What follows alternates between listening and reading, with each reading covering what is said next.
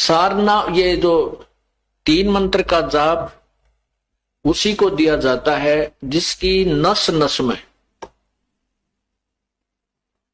अर्थात पूर्ण रूप से जिसका विश्वास परमात्मा पूर्ण ब्रह्म कबीर भगवान में हो जाता है कि वही मोक्षदायक है, उसी की पूजा से पूर्ण मोक्ष होता है और अन्य भगवानों की सतीथि से वो परिचित हो जाता है। ये भगवान नाशवान है, अविनाशी नहीं है और इनकी साधना से जीव को इतना लाभ होता, स्वर्ग गया, फिर मृत्यु, फिर स्वर्ग गया, फिर नीचे आया, फिर स्वर्ग गया, फिर 84 लाख योनियों भोगी। इस तरह का ये रहट जैसा कुआं अर्थात ये चक्र अन्य भगवानों की साधनाओं से चलता ही रहेगा।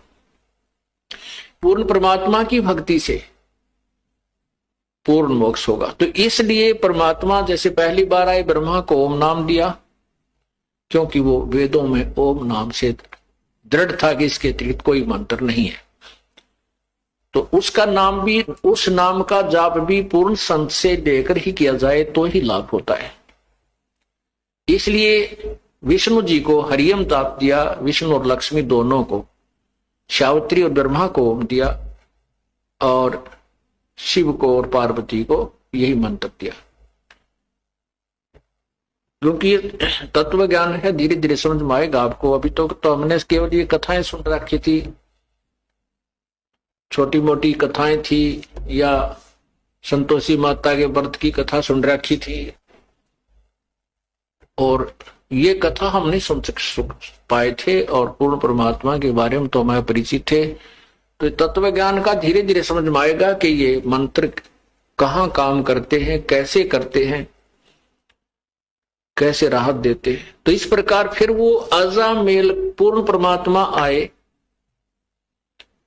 और उनको आकर के फिर मंत्र दिया अजामेल और उस लड़की को।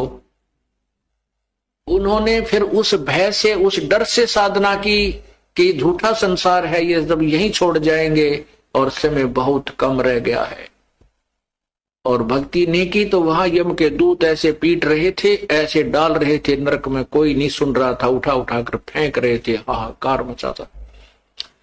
तो कई ऐसे जो व्यक्ति हैं नास्तिक टाइप के या ज्यादा चतुर मानते अपने आप को, वो कहते हैं कि ये कथाएं जस्ती नहीं कि भगवान के घर में भी धोखा लग जाता है क्या, कि मरना किसी को होता है, मार कोई दिया जाता है।